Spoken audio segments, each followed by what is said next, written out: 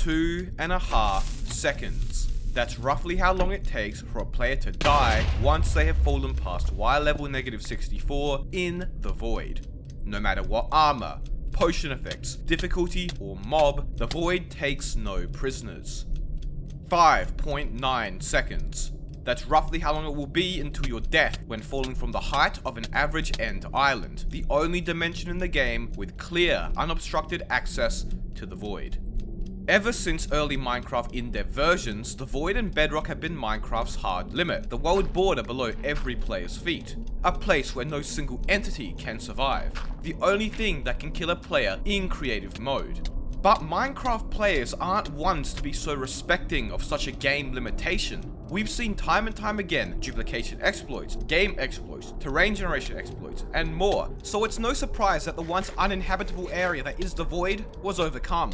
Today we talk about how Minecraft players have pushed Minecraft's limitations, entering the Void, living in the Void, surviving its damage, and ultimately conquering the Void. So, let's begin. Oh, and make sure to subscribe if you haven't already, it really helps me out. No pressure though. The Void was first added to the game in Minecraft pre-classic 132.211, released in May of 2009, but didn't do any damage or anything at this time. In Minecraft in-dev 201.00130, released in January of 2010, a makeshift void being lava was put in place, killing players when they dug down too far. 6 months later, in Minecraft InfDev during mid-2010, the infamous Void was finally added to the game. But the Void isn't actually Minecraft's first border or obstacle preventing players from reaching into the depths of the world. You see, the Void is a last resort kill mechanism in case Minecraft's first impenetrable line of defense, Bedrock, is breached.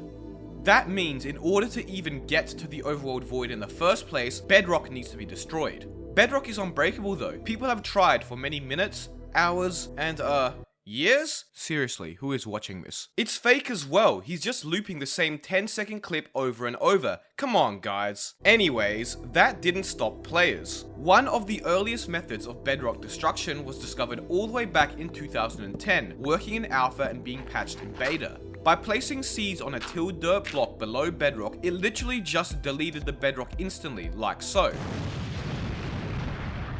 It's surprisingly satisfying. Anyways, this method of Bedrock breaking was one of many to come, as players would discuss and share such methods on the Minecraft forums, and over the years, more and more methods of Bedrock removal were discovered and shared. Methods have developed substantially from there, and some of the best technical players have created contraptions designed for removing Bedrock, utilizing various bugs and exploits, and it seems with every new Minecraft update, and thus bug fix, a new bug or method is discovered. Anyways, one such common method utilized pistons and the dragon egg. By setting the game's render distance to low, setting up a drop mechanism where when a piston retracts, it drops a dragon egg, and then unloading the chunk which the piston and dragon egg are in, and turning off the piston while it's in unloaded chunks, you were able to break Bedrock. So, players had now beaten Minecraft's first limitation, Bedrock, but there was another issue. Even if you could break Bedrock and gain access to the Void, you were unable to place any blocks even in creative mode. Even with mods such as World Edit and vanilla Minecraft commands, there didn't seem to be a way to break this limitation. However, methods utilizing shulkers were discovered. Entities can go below Bedrock and won't die until they go below Y-64, just like players. So, by using commands to summon a shulker with no AI, therefore unable to move or attack, and then giving it infinite invisibility and hiding the particle effects, you have this little shulker head which you can stand on like so, as it has a hitbox. Credit to MrCap for this method as well, by the way. Then you can use this command here, which looks complicated, but all it does is spawn a floating block which abides by gravity, cancels the gravity, and makes it look like stone or whatever block you choose. Now, as you can see, the block is just falling like sand or gravel and has no hitbox. You can't stand on it and can move right through it. But by summoning that exact floating block on the invisible shulker we created earlier, now you can stand on it and it gives the illusion of a normal Minecraft block. Using these three commands, you can give the illusion of placing blocks below Bedrock and can replicate it with a variety of blocks in whatever position you choose. But this was fake, merely an optical illusion. Trickery, one may say. We want the real deal. So, we know entities can move down below the Void area, right? Well, can we do this in vanilla survival without lots of commands? And the answer is yes. Utilizing leads, you can drop mobs into the void and prevent them from falling further than a few blocks, instead infinitely suspending them in air. Then you can get entities such as boats and minecarts which abide by gravity and push them on top of the indefinitely suspended mob, and thus create an area where you, the player, can now drop onto and contemplate life while staring into the empty void. But there's not really much space to move around, and this method is kind of janky, as sometimes the boats may pick up the suspended mob and send it falling to its inevitable death. But by utilizing a setup like this created by Wi-Fi's, you can align the boats in an optimal way so that when they fall onto the suspended mob, you'll have a decent amount of space to walk around. By the way, chickens are the easiest mob to use because they don't bounce around and float down quite slowly. And from there you can keep expanding your little void mob entity platform. But there's still an issue. Down there are no chests or any other blocks you would normally find in a base that are essential. We've merely stepped foot into the void, and we still haven't conquered its unforgiving climate. Fortunately, there are a few solutions. First of all, we can put floating llamas around our little floating boat base. These llamas can be tamed, and we can put chest storage on them, allowing you to virtually have infinite storage. However, a better and more useful method is utilizing minecart chests, which you can push down and set up quite easily. Furthermore, if you for some reason wanted to solely live in the void, you could use a minecart hopper tower that picks up items from farms you built in the normal overworld and brings them down to you in the void. With the right farm designs, you could effectively live sustainably in the void forever. For food, you could bring down a mushroom cow and use it to get mushroom stews whenever you needed to eat, and if you chose the right location or seed, you could even have an XP system or spawner nearby that brings mobs like zombies down to you, which you can kill for XP. Although XP wouldn't really be that useful considering you can't get an enchanting setup down here, and anvils just crush everything they touch. Although you could put it above the bedrock, but just in reach, like so. In older versions of the game, you could bring villagers down and trade with them, but that wouldn't work now as they need to access their workbench to restock. There's lots of possibilities for base expansion here. It's quite cool. But using this method, we don't get very low. The lead can only reach so far into the void, roughly 4 blocks or so. Sure, using this method, players have successfully survived and thrived in the void, but it feels like we didn't get that far. We didn't delve into the depths that is Minecraft's uninhabitable area. It's like going on an epic journey to a new land, walking 1 or 2 steps in, and then leaving thinking you made it. I want to go deeper. As deep as humanly possible. And there is a way.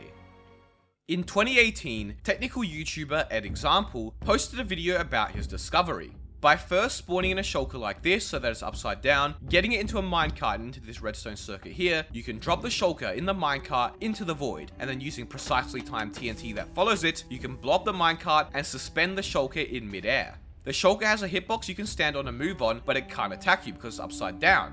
So, how does this even work? Well, shulkers need blocks to attach to, and since there are none in the void and none close enough by to teleport to, they just attach to wherever the minecart was blown up. In order to get down there, you just line up with the trapdoor, move back slightly, and then move forwards a touch while falling through the air. In survival mode, you'll need a potion of slow falling, or an elytra, as the drop is quite far. Anyways, speaking of which, in EdExample's video, the shulker only ends up at Y level -48. But when I rebuilt this design in my own world, the shulker ended up at Y level -52. I played around with it for a bit, and using a shulker facing the correct direction got me down a few more blocks to Y level -56. But we still haven't reached our ultimate goal of surviving at the deepest possible Y level. We are so close to the limit that is Y -62, as this is the lowest you can go before entities begin taking damage. So, how can we get that final step lower, completely conquering the void, and also can we expand this platform out a bit to set up a base? Yes, we can. A video uploaded by YouTuber LordJohn25 builds upon EdExample's method, except his method is timed so that the shulker's minecart gets blown up at exactly the right moment, ending up at the legendary Y level -62, the lowest we can possibly get.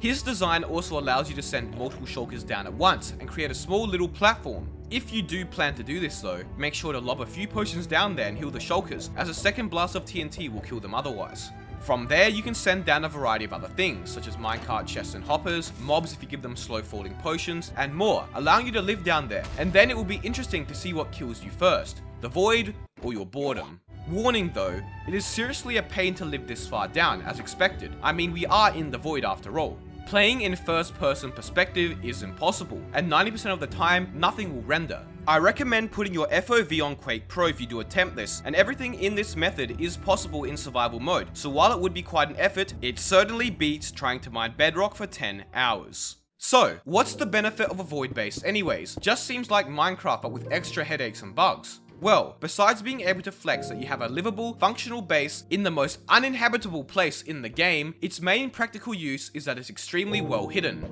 Who is going to go looking for a base so far below Bedrock in the first place? And best of luck to them for seeing it if they are down there, considering how glitchy Minecraft's rendering is.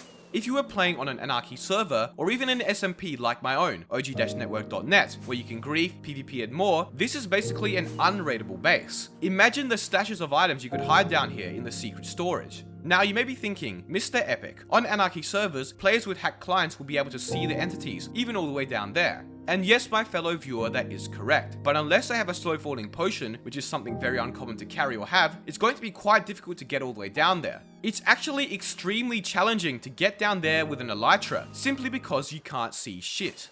This is why it's more than just a flex to build as low as possible in the void, because it's very hard to get to, and best of luck to whichever griefer is daring enough to attempt that. So all in all, it's very safe and more secure than your general underground base. Anyways, I hope you enjoyed the video. Be sure to follow me on Twitter and join my Discord, as this video idea was suggested to me on Discord by Eclipsing Moon, and you can suggest your ideas there to me as well, or in the comments of this video if you like. Be sure to subscribe. Thank you all so much for watching.